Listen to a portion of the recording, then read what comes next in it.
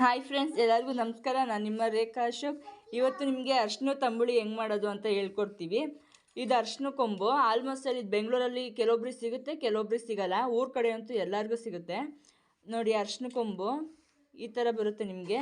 ಇದಕ್ಕೆ ಅರ್ಶಿನ ತಂಬುಳಿ ಅಂತ ಹೇಳ್ಬಿಟ್ಟು ಇದಕ್ಕೆ ಇದು ಈ ಥರ ಅರಿಶಿನ ಬೇಕು. ಒಂದು 2 ಪೀಸ್ ಆದರೂ ಸಾಕು. ನಿಮ್ಗೆ ತೋರ್ಸೋಕ್ಕೆ ಅಂತ ಹೇಳ್ಬಿಟ್ಟು ಒಂದು 3 to 4 ಅರ್ಶಿನ ಕೊಂಬು ಎತ್ತಿಟ್ಕೊಂಡಿದ್ದೀನಿ. ಆಮೇಲೆ ಈರುಳ್ಳಿ ಬೇಕಾಗುತ್ತೆ. ಒಂದು ಈರುಳ್ಳಿ, ಒಂದರಿಂದ ದೊಡ್ಡದಾದರೆ ಒಂದು, ಚಿಕ್ಕದಾದರೆ 2 ಹೆಚ್ಕೊಳ್ಳಿ. ಆಮೇಲೆ ಬೆಳ್ಳುಳ್ಳಿ ಬೇಕಾಗುತ್ತೆ. ಹಸಿಮೆಣ್ಸಿನ್ಕಾಯಿ ನಾನು ಒಂದು 5 ತೊಗೊಂಡಿದ್ದೀನಿ. ನಿಮ್ಗೆ ಎಷ್ಟು ಖಾರ ಬೇಕಾಗುತ್ತೋ ಅಷ್ಟು ತೊಗೊಳ್ಳಿ. ಹುಣಸೆಹಣ್ಣು, ಆಮೇಲೆ ಮೆಣಸು, ಜೀರಿಗೆ, ಒಂದು 2 ಸ್ಪೂನಷ್ಟು ಮೆಣಸು ತೊಗೊಂಡಿದ್ದೀವಿ, ಒಂದು 2 ಸ್ಪೂನಷ್ಟು ಜೀರಿಗೆ. ಇದಕ್ಕೆ ಬೇಕಾಗಿರೋದು ಕಾಯಿ. ನೋಡಿ ಫ್ರೆಂಡ್ಸ್, ಫಸ್ಟು ಗ್ಯಾಸ್ ಮೇಲೆ ನಾವು ಎಣ್ಣೆ ಕಾಯಕ್ಕೆ ಇಟ್ಕೊಂಡಿದ್ದೀವಿ. ನೆಕ್ಸ್ಟು ಈರುಳ್ಳಿ ಹಾಕ್ಕೊತಾ ಇದ್ದೀವಿ. ಈರುಳ್ಳಿ, ಬೆಳ್ಳುಳ್ಳಿ ಸ್ವಲ್ಪ ಎಣ್ಣೆಲಿ ಫ್ರೈ ಮಾಡಿಕೊಂಡ್ರೆ ತುಂಬ ಚೆನ್ನಾಗಿ ಬರುತ್ತೆ. ಕೆಲವೊಬ್ಬರೆಲ್ಲ ಒಲೆ ಸುಟ್ಕೋತಾ ಇರ್ತಾರೆ. ಈಗ ನಮಗೆ ಬೇಕಾದಷ್ಟು ಒಂದು 4ರಿಂದ 5 ಮೆಣಸಿನ್ಕಾಳು, ಒಂದು 10 ಮೆಣಸಿನ್ಕಾಳು ಹಾಕ್ಕೋತಾ ಇದ್ದೀವಿ.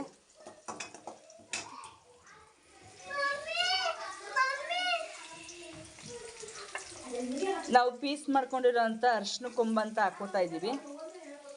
ಇದೊಂದು ಸ್ವಲ್ಪ ಸ್ಮೆಲ್ ಹೋಗ್ತಾ ಇರಬೇಕು, ಯಾಕಂದರೆ ಹಸಿ ಇರೋದ್ರಿಂದ ಸ್ವಲ್ಪ ಸ್ಮೆಲ್ ಹೋಗಬೇಕು.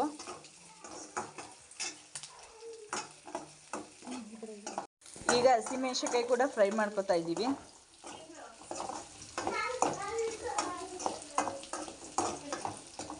ಕಾಯಿ ನೀವು ಆಪ್ಷನಲ್ಲು ಹುರ್ಕೋಬೋದು, ಇಲ್ಲ ಹಸಿ ಕಾಯಿ ಹಾಕ್ಬೋದು. ಅದ್ರ ಜೊತೆಗೆ ಸ್ವಲ್ಪ ಹುಣಸೆಹಣ್ಣು ಹಾಕ್ಕೋಬೋದು. ಹುಣಸೆಹಣ್ಣು ಯಾಕೆ ಹಾಕಬೇಕು ಅನ್ನೋದನ್ನ ನೆಕ್ಸ್ಟ್ ನಿಮಗೆ ಹೇಳ್ತೀನಿ.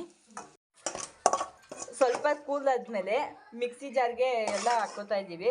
ಆಪ್ಷನಲ್ ಅಂತ ಹೇಳಿದ್ನಲ್ಲ, ತೆಂಗಿನಕಾಯಿ ತುರಿ ಆಮೇಲೆ ಹುಣಸೆಹಣ್ಣು ಹುರ್ಕೊಂಡ್ರೆ ಹುರ್ಕೋಬೋದು, ಇಲ್ಲಾಂದ್ರೆ ಇಲ್ಲ. ಜಾರಿಗೆ ಹಾಕ್ಕೋಬೋದು. ಇದನ್ನು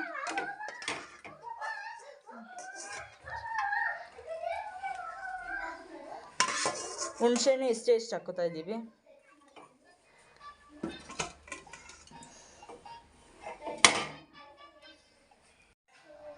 ಇಷ್ಟು ಪೇಸ್ಟ್ ಆಗೋ ಥರ ನೀಟಾಗಿ ರುಬ್ಕೋಬೇಕು, ನೈಸ್ ಆಗೋ ಥರ. ಒಗ್ಗರಣೆಗೆ ನೀವು ಎಣ್ಣೆ ಒಂದು ಸ್ವಲ್ಪ ಬಿಸಿ ಮಾಡಿಕೊಂಡು ಸಾಸಿವೆ ಹಾಕ್ಕೋಬೇಕು. ಅದಕ್ಕೆ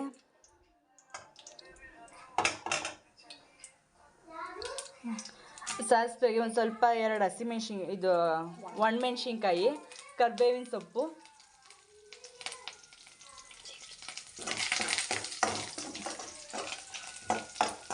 ನಿಮಗೆ ಇದ್ರ ಜೊತೆಗೆ ಬೇಕು ಅಂದರೆ ಕೆಲವೊಬ್ರಿಗೆ ಮೊಸರು ಆ್ಯಡ್ ಮಾಡ್ಕೊಳ್ಳಿ. ಇಲ್ಲ ಅಂದರೆ ಕೆಲವೊಬ್ರು ಮೊಸರು ಇಷ್ಟ ಆಗಿಲ್ಲ ಅಂದರೆ ಈಗ ಡೈರೆಕ್ಟಾಗಿ ಕೂಡ ನೀವು ಅನ್ನಕ್ಕೆ ಹಾಕ್ಕೊಂಡು ನೀವು ತಿನ್ಬೋದು. ನಾವು ಒಗ್ಗರಣೆಗೆ ಆದಮೇಲೆ ಇದು ಒಂದು ಬೌಲ್ ಸರ್ವ್ ಮಾಡ್ಕೊಂಡಿದ್ವಿ, ಅದಕ್ಕೆ ಒಗ್ಗರಣೆ ಹಾಕ್ಕೊಂಡಿದ್ದೀವಿ. ಇವಾಗ ನಿಮ್ಗೆ ಎಷ್ಟು ಬೇಕೋ ರುಚಿಗೆ ತಕ್ಕಷ್ಟು ಉಪ್ಪು. ಇದು ಏನಕ್ಕೆಲ್ಲ ಯೂಸ್ ಆಗುತ್ತೆ ಅಂದರೆ ಅರಿಶಿನ ತಂಬುಳಿ ನಿಮಗೆ ಮೈಕೈ ನೋವು, ಸುಸ್ತು, ಜ್ವರ, ಅಂದರೆ ಊಟ ಸೇರಲ್ಲ ಕೆಲವೊಬ್ರಿಗೆಲ್ಲ, ಅದನ್ನ ಕೂಡ ನೀವು ಯೂಸ್ ಮಾಡ್ಕೊತ ಹಾಕ್ಕೋಬೋದು. ಅಂದರೆ ಕೆಲವೊಬ್ರಿಗೆ ಪದೇ ಜಾಂಡೀಸ್ ಆಗ್ತಾ ಇರುತ್ತೆ. ಈ ಅರಿಶಿನದು ಒರಿಜಿನಲ್ ಅರಿಶಿನ ಕೊಂಬಲ್ಲಿ ಸಾಂಬಾರು ಮಾಡೋದ್ರಿಂದ ಕೆಲವೊಬ್ರು ಅದು ಜಾಂಡೀಸಿಂದ ಕೂಡ ದೂರ ಉಳಿಬೋದು. ಅದನ್ನು ತಿಂಗ್ಳಿಗೆ ಒಂದ್ಸತಿ ಇಲ್ಲ 15 ದಿವಸಕ್ಕೆ, ಒಟ್ಟಿನಲ್ಲಿ ತಿಂಗ್ಳಿಗೆ ಒಂದ್ಸತಿ ಹಾಕ್ಕೊಳ್ತಾ ಇದ್ರೆ ನೀವು ತಿಂತಾ ಇದ್ರೆ ಜಾಂಡೀಸಿಂದ ಕೂಡ ದೂರ ಇರ್ಬೋದು. ಇದು ಒಂದು 50ರಿಂದ 70 ವರ್ಷದ ಹಿಂದಿನ ಕಾಲದ್ದು ಕೂಡ ಇದು ಅಡುಗೆ ಆಗಿದೆ. ನಿಮ್ಗೆ ಈ ರೆಸಿಪಿ ಇಷ್ಟ ಆದರೆ ಒಂದ್ಸತಿ ಟ್ರೈ ಮಾಡಿ.